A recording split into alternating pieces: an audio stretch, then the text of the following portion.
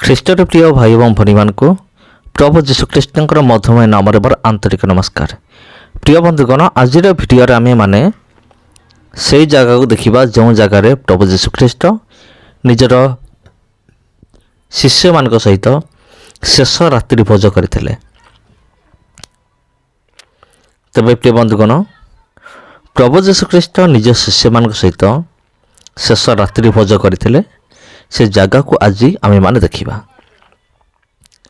ଶତ୍ରୁ ହସ୍ତରେ ସମର୍ପିତ ହେବା ରାତ୍ରିରେ ପ୍ରଭୁ ଯୀଶୁଖ୍ରୀଷ୍ଟ ରୋଟି ଘେନିକି ତା ଭାଙ୍ଗିକି ଶିଷ୍ୟମାନଙ୍କୁ ଦେଲେ ଏବଂ ପ୍ରଭୁ ଯୀଶୁଖ୍ରୀଷ୍ଟ କହିଲେ, ନିଅ ଏଥିରୁ ଭୋଜନ କର, କାରଣ ଏହା ହେଉଛି ମୋର ଶରୀର।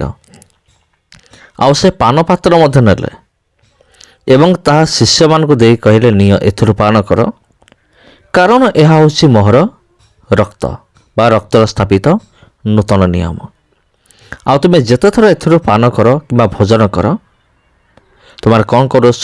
ମୋର ଆଗମନ ପର୍ଯ୍ୟନ୍ତ ମୃତ୍ୟୁ ପ୍ରଚାର କରୁଅଛ। ସେଥି ନିମନ୍ତେ ଆମେମାନେ ମଣ୍ଡଳୀମାନଙ୍କରେ ପ୍ରଭୁ ଭୋଜ ଆମେମାନେ ନେଇଥାଉ। କେଉଁ ମଣ୍ଡଳୀରେ ମାସକୁ ଥରେ ହୁଏ, ଆଉ କେଉଁ ମଣ୍ଡଳୀରେ ପ୍ରତି ସପ୍ତାହରେ ହୁଏ। କିନ୍ତୁ ପ୍ରଭୁ ଭୋଜ ବାପ୍ତିସ୍ମ ଗ୍ରହଣ କରିଥିବା ପ୍ରତ୍ୟେକ ବ୍ୟକ୍ତି ପ୍ରଭୁ ଭୋଜ ଗ୍ରହଣ କରିଥାନ୍ତି। ଆଉ ଯେଉଁ ବିଧି ବିଧାନ ପ୍ରଭୁ ଯୀଶୁଖ୍ରୀଷ୍ଟ ନିଜର ଶିଷ୍ୟମାନଙ୍କୁ ଶିକ୍ଷାଇ ଦେଇକି ଗଲେ, ଆଉ ସେ ବିଧିକୁ ଆଜି ଆମେମାନେ ମଧ୍ୟ ପାଳନ କରୁଅଛୁ। ତେବେ ପ୍ରଭୁ ଯୀଶୁଖ୍ରୀଷ୍ଟ ସେ ବିଧି ବା ବିଧାନକୁ ବା ପ୍ରଭୁ ଭୋଜର ନିୟମକୁ କେଉଁ ଜାଗାରେ ଆରମ୍ଭ କରିଥିଲେ? ଏ ନିୟମ ପ୍ରଭୁ ଯୀଶୁଖ୍ରୀଷ୍ଟ କେଉଁ ଜାଗାରେ ଆରମ୍ଭ କରିଥିଲେ? ଆମେମାନେ ସେ ଜାଗାକୁ ଆମେ ଦେଖିବା। ଯେଉଁ ରୋମରେ ଯେଉଁ ଗୃହରେ ପ୍ରଭୁ ଯୀଶୁଖ୍ରୀଷ୍ଟ ନିଜର ଶିଷ୍ୟମାନଙ୍କୁ ନେଇକି ପ୍ରଭୁଭୋଜ କରିଥିଲେ, ଇଏ ହେଉଛି ସେଇ ରୋମ୍। ଦେଖନ୍ତୁ, ଲେଖା ଅଛି, ଇଂଲିଶରେ ଲେଖା ଅଛି Rome of the last super. ହିବ୍ରୁ ଭାଷାରେ ଲେଖା ଅଛି, ଆଉ ଉର୍ଦ୍ଦୁ ଭାଷାରେ ବି ଲେଖା ଅଛି। କାରଣ ଇସ୍ରାଏଲ ଦେଶରେ ତିନୋଟି ଭାଷା ବିଶେଷ କରି ବେଶୀ ପ୍ରଚଳିତ, ହିବ୍ରୁ, ଉର୍ଦ୍ଦୁ ଏବଂ ଇଂରାଜୀ। ତେବେ ଆପଣ ଦେଖିଲେ ଇଂରାଜୀରେ ଲେଖା ଅଛି Rome of the last super, ଶେଷ ରାତ୍ରି ଭୋଜର କୋଠରୀ ବା ଶେଷ ରାତ୍ରି ଭୋଜର ଗୃହ ଆପଣ କହିପାରିବେ। ତେବେ ପ୍ରିୟ ବନ୍ଧୁଗଣ, ପ୍ରଭୁ ଯୀଶୁଖ୍ରୀଷ୍ଟ ନିଜ ଶିଷ୍ୟମାନଙ୍କ ସହିତ ଶେଷ ରାତ୍ରି ଭୋଜ କରିଥିଲେ। ତେବେ ଏଇଟା ହେଉଛି ସେଇ ରୋମ୍, ଇଏ ହେଉଛି ସେଇ କୋଠରୀ। ଆଜି ଦେଖନ୍ତୁ ଏଇ କୋଠରୀକୁ କିଭଳି ସୁନ୍ଦର ଭାବରେ ସଜା ହେଇଛି। ଆଉ ପ୍ରଭୁ ଯୀଶୁଖ୍ରୀଷ୍ଟଙ୍କ ସମୟରେ ଏ କୋଠରୀ ଏମିତି ଉନ୍ନତ ଧରଣର ନଥିଲା, ତାକୁ ବର୍ତ୍ତମାନ ଏମିତି ସଜା ହେଇଛି। ଆଉ ଯେଉଁ ସ୍ଥାନରେ ପ୍ରଭୁ ଯୀଶୁଖ୍ରୀଷ୍ଟ ଶେଷ ରାତ୍ରି ଭୋଜ କରିଥିଲେ ନିଜର ଶିଷ୍ୟମାନଙ୍କ ସହିତ। ତେବେ ଖ୍ରୀଷ୍ଟରେ ପ୍ରିୟ ଭାଇ ଭଉଣୀମାନେ, ଦେଖନ୍ତୁ ବିଲକୁଲ ଇଏ ହେଉଛି ସେଇ ଜାଗା। ଆଉ ଅନେକ ଲୋକମାନେ ଏ ସ୍ଥାନକୁ ଆସନ୍ତି। ଅପର ରୁମ୍ ଉପରେ ଥିବା କୋଠରୀ, ଏହି ସ୍ଥାନରେ ଶେଷ ରାତ୍ରି ଭୋଜ ହେଇଥିଲା। ଦେଖନ୍ତୁ କେତେ ଲୋକମାନେ, ଦେଶ ବିଦେଶରୁ କେତେ ଲୋକମାନେ ଏ ସ୍ଥାନକୁ ଆସି ଏହି ଜାଗାକୁ ଦେଖିକି ସେମାନେ ଯାଆନ୍ତି। ଯଦି ଆପଣ କେବେ ଯାଇଛନ୍ତି ତେବେ କମେଣ୍ଟ କରିକି ନିଶ୍ଚିତ ଭାବରେ ଜଣାଇବା ନିମନ୍ତେ ଅନୁରୋଧ ଆପଣଙ୍କୁ। এই ଜାଗା ହେଉଛି ବାଇବେଲରେ ଯେତେ ସବୁ ବାଇବେଲ ରିଲେଟେଡ଼ ଜାଗା ସବୁ ଅଛି ଆଜି ସୁଦ୍ଧା, ସେ ଜାଗା ମଧ୍ୟରେ ଇଏ ମଧ୍ୟ ଅନ୍ୟତମ। ଏପରି ଅନେକ ଜାଗା ଗୁଡ଼ିକ ରହିଅଛି ଯେଉଁଟା ଆମେ ଗୋଟେ ପରେ ଗୋଟେ ଆମେମାନେ ଦେଖିବା। ତେବେ ଯଦି ଆପଣ ଏହି ଚ୍ୟାନେଲକୁ ଏପର୍ଯ୍ୟନ୍ତ ସବସ୍କ୍ରାଇବ୍ କରିନାହାନ୍ତି, କରିକି ରଖନ୍ତୁ, ଚ୍ୟାନେଲ ସହିତ କନେକ୍ଟେଡ଼ ରୁହନ୍ତୁ। ଆଉ ଯଦି ଆପଣ ଚାହୁଁଛନ୍ତି ଏହି ଭିଡ଼ିଓ ଅନ୍ୟମାନେ ଦେଖନ୍ତୁ, ତେବେ ଏହି ଭିଡ଼ିଓକୁ ଆପଣ ସେୟାର କରନ୍ତୁ। ଫଳରେ ଆପଣଙ୍କର ଚିହ୍ନା ପରିଚିତ ସାଙ୍ଗସାଥି ଯେଉଁମାନେ ଅଛନ୍ତି ସମସ୍ତେ ଏହି ଭିଡ଼ିଓକୁ ଦେଖିବାକୁ ପାରିବେ। ପ୍ରଭୁ ଯୀଶୁଖ୍ରୀଷ୍ଟ ଶେଷ ରାତ୍ରି ଭୋଜ କେଉଁ ସ୍ଥାନରେ କରିଥିଲେ? ଏଠି ଜଣେ ଭଉଣୀ ଏକ୍ସପ୍ଲେନ୍ କରୁଛନ୍ତି ଏହି ଜାଗା ବିଷୟରେ।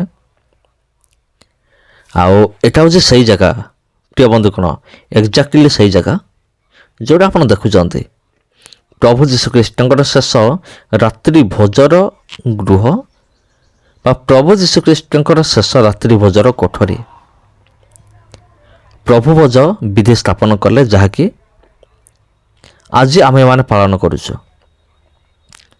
ଜଳରେ ବାପ୍ତିସ୍ମ ଗ୍ରହଣ କରିଥିବା ପ୍ରତ୍ୟେକ ବ୍ୟକ୍ତି ଆମେମାନେ ପ୍ରଭୁ ଯୀଶୁଖ୍ରୀଷ୍ଟ ଶିଖାଇଥିବା ଏହି ବିଧି ବିଧାନକୁ ଆମେମାନେ ପାଳନ କରି ଆସୁଅଛୁ। ଆଉ ବାକ୍ୟରେ ମଧ୍ୟ ଲେଖାଯାଏ ଯଦି ଆମେମାନେ ପ୍ରଭୁ ଯୀଶୁଖ୍ରୀଷ୍ଟଙ୍କର ରକ୍ତ ମାଂସର ସହଭାଗୀ ଯଦି ଆମେ ହେଉନାହୁଁ ତେବେ ତାଙ୍କ ସହିତ ଆମର କୌଣସି ସମ୍ପର୍କ ନାହିଁ। ତେବେ ତାଙ୍କର ରକ୍ତ ମାଂସର ସହଭାଗୀ ହେବା ଆମମାନଙ୍କର କର୍ତ୍ତବ୍ୟ ଅଟେ। ଆଉ ଯେଉଁ ବିଧି ବିଧାନ ପ୍ରଭୁ ଯୀଶୁଖ୍ରୀଷ୍ଟ ସ୍ଥାପନ କଲେ ତାକୁ ପାଳନ କରିବା ଆମମାନଙ୍କର ନିମନ୍ତେ ବହୁତ ଜରୁରୀ ଅଟେ।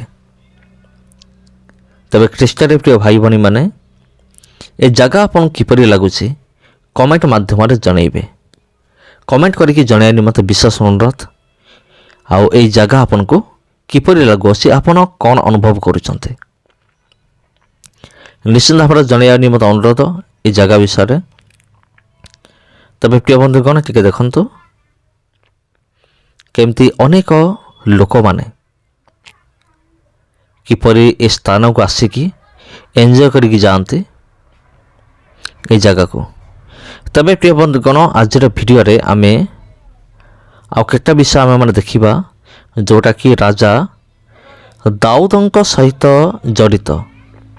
ହଁ ପ୍ରିୟ ବନ୍ଧୁଗଣ ରାଜା ଦାଉଦଙ୍କ ସହିତ ଜଡ଼ିତ। ଆପଣ ଜାଣିଥିବେ ବାଇବେଲରେ ଜଣେ ରାଜା ଥିଲେ ଦାଉଦ ବୋଲି ଯିଏକି ଗଲିଆଥକୁ ବଧ କରିଥିଲେ। ଯେଉଁ ଗଲିଆଥ ସହିତ ଲଢ଼ିବା ପାଇଁ ବଡ଼ ବଡ଼ ବୀରମାନେ ଭୟ କରୁଥିଲେ କିନ୍ତୁ ସେ ଏକୁଟିଆ ଲଢ଼ି ଗଲିଆଥକୁ ମାରି ତାଙ୍କର ମସ୍ତକ ଛେଦନ କରିଥିଲେ। ଖ୍ରୀଷ୍ଟିଆନ ବିରୋଧୀ ଗଲିଆଥ ଆପଣ କହିପାରିବେ। ତେବେ ଖ୍ରୀଷ୍ଟରେ ପ୍ରିୟ ଭାଇ ଭଉଣୀମାନେ ଆଉ ସେଇ ଜାଗା ବି ଆମେ ଦେଖିବା। ଏଇଟା ଆପଣ ପଢ଼ିପାରିବେ କ'ଣ ଲେଖା ଅଛି ଭିଡ଼ିଓକୁ ଟିକେ ବ୍ୟାକ୍ କରିକି ପୁଶ୍ କରିକି ଆପଣ ପଢ଼ିପାରିବେ। ତେବେ ଦେଖନ୍ତୁ କେତେ ଲୋକମାନେ ଏଠି ଅଛନ୍ତି। ଆଉ ଏଠାରେ ଗୋଟେ ଗୃହ ଅଛି ଆଉ ଯାହାର ନାଁ ହେଉଛି ଡର୍ମିଟେରୀ ରୁମ୍ ଡର୍ମିଟେରୀ ଆବେ। ମାନେ ଏଠାରେ ଲୋକମାନେ କ'ଣ କରନ୍ତି ପଇସା ଦେଇକି ସେମାନେ ରହନ୍ତି। ଯଦି କିଏ ଦୂର ଦୂରାନ୍ତରୁ ଆସିଛି ଯଦି କିଏ ରହିବା ପାଇଁ ଚାହିଁବ ତେବେ ଏଇ ଜାଗାରେ ସେ ଭଡ଼ା ଦେଇକି ଆଉ ସେ କ'ଣ କରିପାରିବ ରହିପାରିବ। ହୋଟେଲରେ ବି ରହିବା ପାଇଁ ସୁବିଧା ଅଛି ଆଉ ଏଠି ମଧ୍ୟ ସେ ରହିପାରିବ। ତେବେ ଯଦି ଆପଣ ସେଠାକୁ ଯିବେ ଆପଣ କେଉଁଠି ରହିବେ ଆଉ ନିହାତି ଭାବରେ ସେ ନିଷ୍ପତ୍ତି ଆପଣଙ୍କର ହୋଟେଲରେ ରହିବେ କିମ୍ବା ଏଇଠି ରହିବେ ଡର୍ମିଟେରୀରେ। ତେବେ ଖ୍ରୀଷ୍ଟରେ ପ୍ରିୟ ଭାଇ ଭଉଣୀମାନେ এইটা ଯେଉଁ ଆପଣ ଦେଖୁଛନ୍ତି ଇଏ ହେଉଛି କିଙ୍ଗ ଡେଭିସ୍ ଟମ୍ ମାନେ ଦାଉଦଙ୍କର କବର। ଆଉ ଏଇ କବରକୁ ଆମେ କୌଣସି ଗୋଟେ ଅଲଗା ଭିଡ଼ିଓରେ ଆମେ ଦେଖିବା।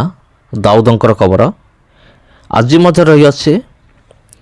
ଆଉ ପ୍ରଭୁ ଯୀଶୁଖ୍ରୀଷ୍ଟଙ୍କୁ ମଧ୍ୟ ଦାଉଦଙ୍କର ସନ୍ତାନ ବୋଲି କୁହାଯାଏ। ଆଉ ଦାଉଦଙ୍କର କବର ଆଜି ମଧ୍ୟ ଲୋକମାନେ ଦେଖନ୍ତି ଯାଇକି କିଙ୍ଗ ଡେଭିଡ୍ ଟମ୍। ତାପରେ এইটা ହେଉଛି ଦ କିଙ୍ଗ ଡେଭିଡ୍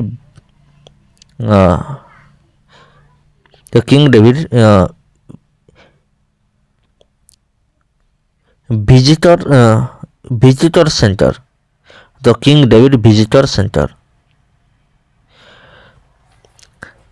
ଆଉ ଏଇଟା ଗୋଟେ ସେଣ୍ଟର ଇଏ ମଧ୍ୟ ରାଜା ଦାଉଦଙ୍କର ସହିତ ଜଡ଼ିତ ଅଟେ। ତେବେ ପ୍ରିୟ ବନ୍ଧୁଗଣ ଇଏ ସାମ୍ସ ରୁମ୍ର ଅର୍ଥ ହେଉଛି ଗୀତ ସଙ୍ଗୀତାର କୋଠରୀ। ମାନେ ଏଠି ଗୋଟେ କୋଠରୀ ଅଛି ଯେଉଁଠି ରାଜା ଦାଉଦ କ'ଣ କରୁଥିଲେ ସେ କୋଠରୀ ଭିତରେ ପ୍ରାର୍ଥନା କରୁଥିଲେ ଆଉ ସେ ଗୀତ ସଙ୍ଗୀତ ଲେଖିଥିଲେ ଏ କୋଠରୀ ଭିତରେ। ଆଉ ହୁଏତ ଆମେମାନେ ଅଲଗା ଭିଡ଼ିଓରେ ଆମେ ଦେଖିବା। ସମସ୍ତଙ୍କୁ ନମସ୍କାର। ଭିଡ଼ିଓ ଭଲ ଲାଗିଥିଲେ ସେୟାର କରନ୍ତୁ। ଧନ୍ୟବାଦ।